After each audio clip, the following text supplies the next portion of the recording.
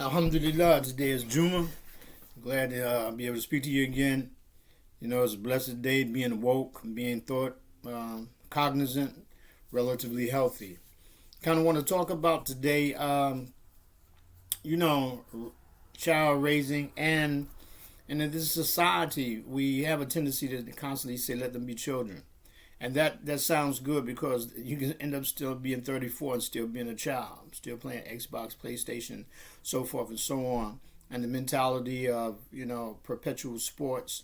All of these things, take time and consume time. And a person can spend their life trying to be the best at these things, but not trying to be the best at trying to or attempting to evolve fully and develop their emotional, their mental capabilities and potentials, but they will spend a lot of time trying to be the best at being the best game player or the best whatever it may be, a virtual game or a physical contact sport.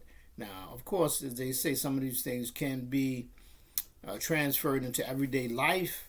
But for the most part, the time consumption that it takes away from you developing who you are as an individual, and a lot of this is intentional. Truly, we say have a tendency, my child, my boy is a king, or my daughter's a queen. But one of the things about grooming a king or grooming a queen is that they really have no time for play. They don't do too much playing. They're groomed in order to be leaders. And so in order to be groomed to be a leader, that takes time. It's time consumption. It takes discipline. It takes self-discipline from the young man or the young woman, but it also takes discipline from the mentors and the parents and the grandparents and everyday life, trying to get them to understand the importance of being a leader and how to lead. And much of that comes with self-discipline. And it comes with a vision. And with those things comes time consumption. And too often we don't want to consume our time in such a serious fashion because we have been, even ourselves, trained to focus on the pleasure principle and hedonism and focusing just on, just living. And teaching to be a leader, to groom someone, takes time and is intense. And that type of intensity is not always there 24/7, or maybe for some not even for an hour.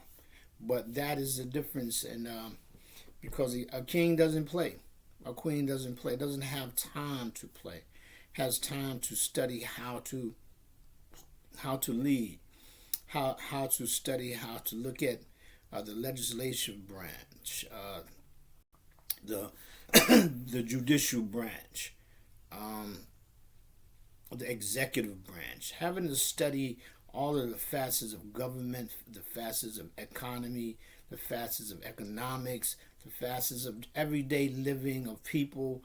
That in itself takes a lot of time. So one thing we just want to say that if they can't play and learn these things at the same time, and it's easy to control children than it is control adults. And a mature mind is a mind that is not malleable, that is not easily to be persuaded. A mature mind, immature mind, definitely. And so, with that being said, we've dropped. Many generations have dropped the ball on producing. We see glimpses of it. We see glimpses of young men and young women who have been groomed from the earliest age. And 99% of the time, we'll see it in entertainment. We won't see it, or it won't be highlighted in other areas such as the politics or such as sciences and things like that. We'll see it, in sports, whether it's tennis, whether it's violin playing, whether it's piano playing, whether and these particular areas are golf. We will see glimpses of that, and then when we go back and we trace how did they get there? How did they become the best? We will find out that the parents groomed them from the earliest stages, and also that the young people themselves had a desire for it. But the given is that they were groomed from the earliest stages and that they achieved the level that they achieved because of that grooming. Unfortunately, that is a select few. The mass majority, we don't groom nobody because, unfortunately, many people are working paycheck to paycheck. They don't have the option or the luxury or even the energy to take it upon themselves to spend that type of quality time or groom their children. That's why I said it takes a village to raise a child, because where one, the parent may be too overwhelmed to do it, then there's an aunt, there's a next door neighbor, there is a somebody else there who can pick up that slack. And so that's where the village comes in. And it's very important that we understand the reality behind that, because, in this day and time, people working 10 and 12 hours, when they get off, it's only 24 hours in a day. When they get off, they might sleep 6 hours. That's 18 hours. That particular day is pretty much gone. If they work 12 hours, they sleep 6 hours. That's 18 hours. They only got 6 more hours. So those 6 hours may be in paying bills, washing clothes, taking care of business. And so that's why it's so important to have a neighborhood. A neighborhood is where people know each other. They get together, they have a plan, or the extended family, whether that extended family is the masjid, whether the extended family is the church. And they can help plan on grooming. One of the institutions that really does that, and they do it well, is the Jews. And you have to give props to them because of that. The bar mitzvah and the bat mitzvah, that for many of their young men and women, they've already pretty much pre-planned what some of them will be, and have already put resources together in order to help them achieve that particular objective, that will be beneficial for the individual, but would also be beneficial for the collective, the synagogue and the extended family of the Jewish community. And that is something that, as Muslims, Christians, African Americans, European Americans, that is a method that any wise person, a wise person sees a method that works. It doesn't care, who it comes from, and really, they don't really care whether they, hold that person in high esteem or don't hold that person in high esteem. If they have something that works, then you have, you borrow it. We know many countries that looked at other particular countries and found out that they was doing something and it was really beneficial for the masses of that particular country, and they adopted it. Sometimes they say, well, they stole it or they sneaked it or whatever. But the case is that, sometimes they say that imitation is the greatest form of flattery. That, in fact, that they say, okay, you really did something. So, with that being said, it's very important that we not be ashamed of adopting things that are beneficial from other particular groups, simply because, whatever our perspectives may be of that group. If they're doing something and it's beneficial for their majority, then, and it can work for anybody else, then you should do it. And again, when you look at the ones, the small groups that have benefited from being groomed, and you look at the masses who, the youth are like weeds. They're not groomed, they're not cut, they're not landscaped, they're not, cultured. Then there's a difference. And again, like I say, kings, they don't play, queens don't play.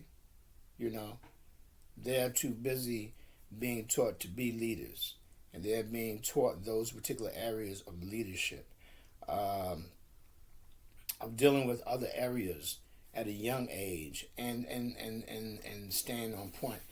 And if and that's where the village comes in, and even if they can put together to get a mentor.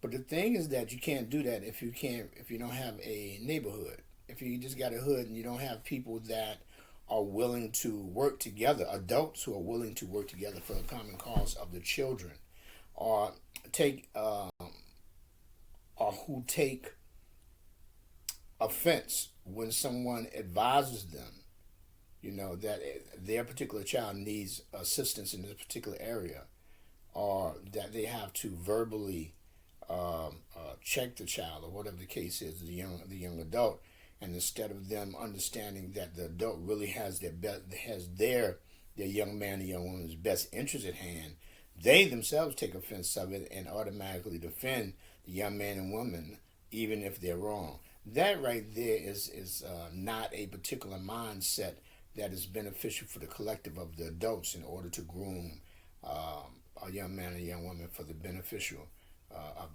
the group. Some people say, "Oh, that's unconditional love," but unconditional love is not necessarily always the best. There is a Islamic story about a young man and who received unconditional love, and he ended up on the gallows.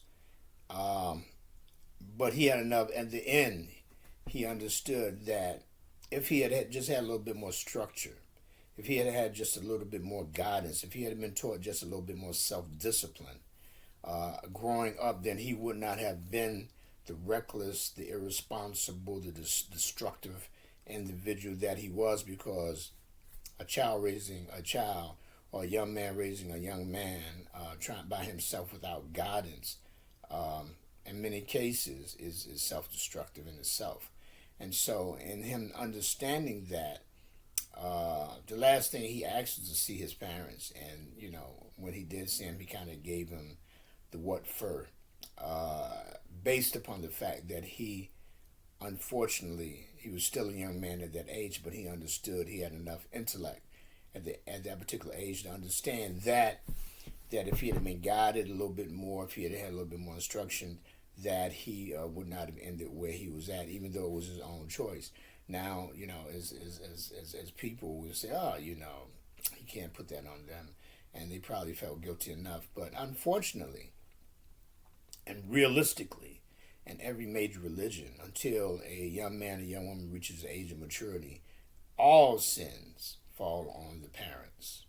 And this is God's law. This is not my law. And again, God's law is totally, in many cases, diametrically opposed to the laws of man and how we view things, because we don't want to take responsibility for certain things. And that is just the reality. So with that being said, parents, yeah, you have to take responsibility for some of the stuff that you don't do, or some of the stuff that you do. And be honest with yourself. That is the biggest thing. And when a young man becomes a good young man without that type of, that is a barakah. That is a blessing of the Most High, that the Most High has guided him. Because Allah said, He said, whoever respects him, his laws and his prohibitions and his instructions, that he himself will teach the child. He himself will lead them, and they will be good. So, and that's as it says, many are called, few are chosen. Many are called, which means the majority, but the minority are chosen. There's a minority, not the majority. So, with that being said, it's very important that we learn how to spend some time, groom the kids, take some time, become a village, not just a group of people that live together who don't know each other, don't even know each other's name, don't know nothing about one another. And I understand in this day and age, a lot of people don't want people to know about them, because unfortunately so many people are doing shady stuff. I mean, really, and living lives that they're embarrassed of. They're even embarrassed to have people come to their homes. So in those cases, tighten yourself up, level up, tighten your home up, tighten your life up, and then you won't be, inshallah, that embarrassed, and you can welcome people, and people can welcome you. So with that being said, the day is Jummah. Assalamu alaikum rahmatullah to the people who are not Muslim. What's up? How you doing? What's going on? And I hope you're the best. I hope every human being the best. And just keep doing what you're doing, man, and try to do a little bit more. With that being said, I wish everybody good this day of Jummah. And for those who don't know, this is the day that Adam was created. He was created on the 6th day, and Friday is the 6th day.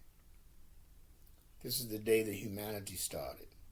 And so this is one of the reasons we try to be grateful on this day. Have a nice one.